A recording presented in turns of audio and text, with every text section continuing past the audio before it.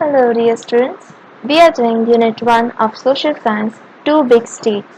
The two big states are Kannauj and Vatapi. We have already studied about Kannauj, so let's move ahead and study about Vatapi.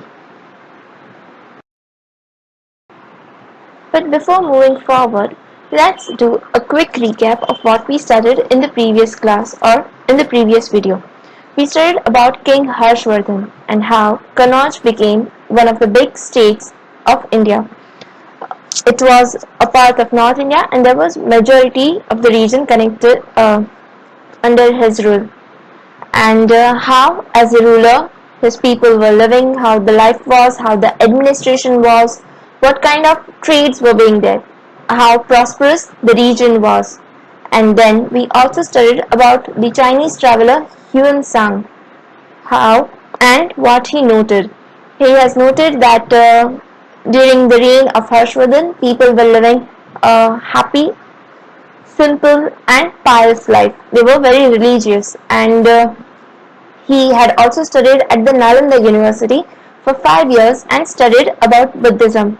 Now we will continue with the second big state, Vatapi, which is a region of South India. When Kannauj was the big state in North India, Vatapi was the big state of South India. When King Harsh was ruling over his empire in North India, King Pulkeshi II was ruling in South India. He had earlier defeated Harsh. When when King Harshvardhan wanted to conquer a part of South India, when he wanted to enter South India, he had a battle with King of Vatapi or King Pulkeshi II, and it was a long battle at the banks of river Narmada. And after King Harshvardhan was defeated, that was set as a border. King Harsh never expanded his empire beyond the Narmada river, and the South India was ruled by King Pulkeshi II. Route to the throne. How King Pulkeshi II became the ruler. The kings of the Chalukya or Solanki dynasty established a vast empire in South India, which they ruled from their capital at Vatapi, current-day Badami, Karnataka. Pulkeshi I, a great king of the Chalukya dynasty, performed the Ashwamedh Yagna. Ashwamedh Yagna was the ritual performed by kings where they will do a yagna and they will prepare the horse. The horse will be full ready, like all the things. He will be decorated and then he will be carrying the flag, and he will be set free to uh, a vast empire. Like wherever the horse is going, there when somebody stops it, they will see that message. The horse will be carrying a message that he belongs to this king and he has performed this yagna. If you want to, you have to give your kingdom under his rule. Otherwise, you can have a fight. And then you have to let the horse pass. So that was the Ashwamedh Yagna, and Pulkeshi I had done that. It's like not easy for any king to do that. You need to be that confident, and you need to be ready. It's like an open challenge to war. Give me your kingdom or we'll have a war. His flag had the symbol of Varaha Avatar. Varaha Avatar is one of the incarnations of Vishnu, Lord Vishnu of Hinduism. So he had that symbol. His son Kirtivarma ascended the throne after him. So after Pulkeshi I, Kirtivarma became the king.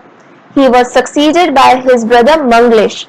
Somehow, after Kirtivarma, Manglesh became the king who built the grand Vishnu temple at Vatapi. After him, the righteous Pulkeshi II became king and ruled over the empire for about 30 years. So this was the hierarchy, like how Pulkeshi II became the king. First there was Pulkeshi I, then his son Kirtivarma, after that his brother Manglesh, and then Pulkeshi II.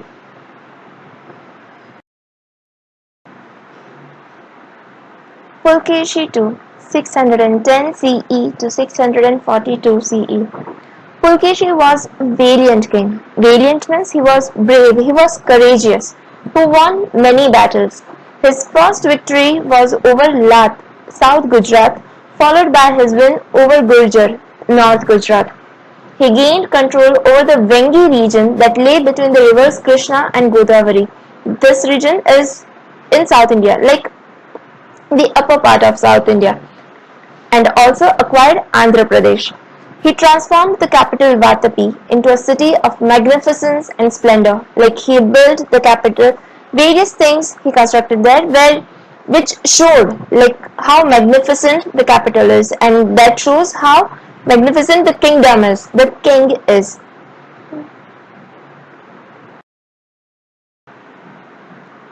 The armies of Harshvardhan and Pulkeshi II fought a great battle near river Narmada, in which the former was defeated. In that battle, Harshvardhan was defeated.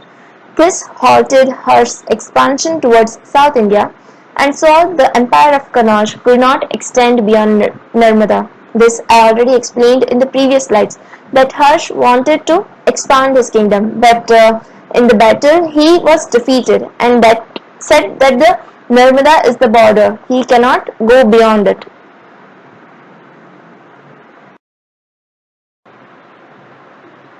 Pulkeshi II was not only a great warrior but also a lover of arts. The cave of Vatapi and Dharapuri, actually it's Gharapuri, were built during his reign. The famous cave murals of Ajanta were also painted at that time. Murals are like huge paintings which are done on the wall. In his travels, Yuan Sang visited the court of Pulkeshi II and has given a vivid account of its grandeur. Like he has given a detailed description that how magnificent, how great his court was, or how he was ruling. The kings of the Chalukya dynasty were followers of Hinduism. Like if we can see that their flag had the symbol of Varaha Avatar. So that is an incarnation of Lord Vishnu. So they were the followers of Hinduism. During this time, Buddhism went into decline. Like though Buddhism has, Lord Buddha was born in India, he travelled in India, he had various preachings in India. So Buddhism was there, but during the Chalukya dynasty, Buddhism went into decline, while the Digambar Jain sect gained popularity. We have also studied about Mahavir Jain. Like there was the chapter In Search of Peace, Buddha and Mahavir. So Buddhism went into decline while the Digambar Jain. There are two sects in Jainism. Like there is Shwetambar and there is Digambar. So the Digambar Jain, they gained popularity during during the rule of Chalukya dynasty during the 7th century. Now here I have shared you the image of the murals at Ajanta caves. The painting that was done was made to be done by King Pulkeshi II.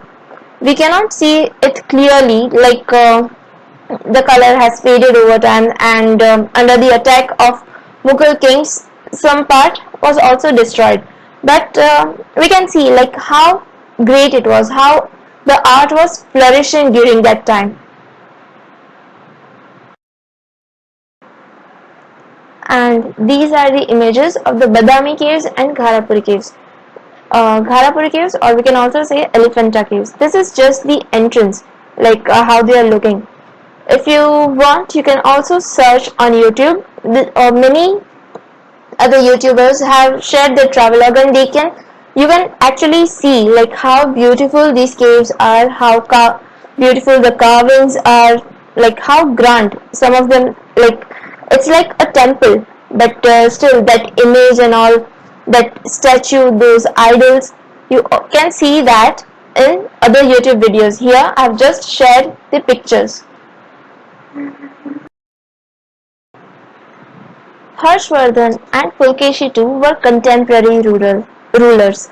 Contemporary means of that same time, they were ruling at the same time. However, Harsh fought fewer battles as compared to Pulkeshi, who continued waging wars. Harsh was content. He was satisfied with his region, and he was not having more wars.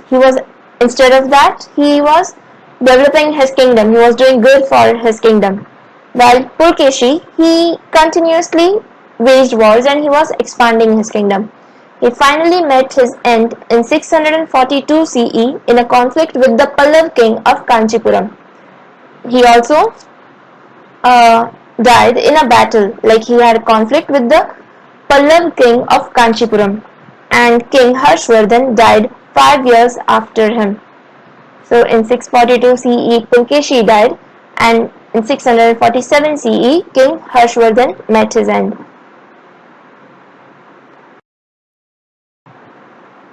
So that was all about the chapter 2 big states, the first big state of Kannauj and the second big state of Vatapi. I hope this is clear, because in the next video we'll be doing the exercises of this chapter.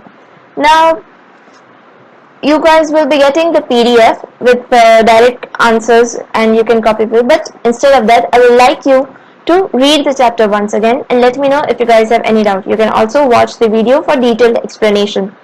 You will be getting the exercises video soon.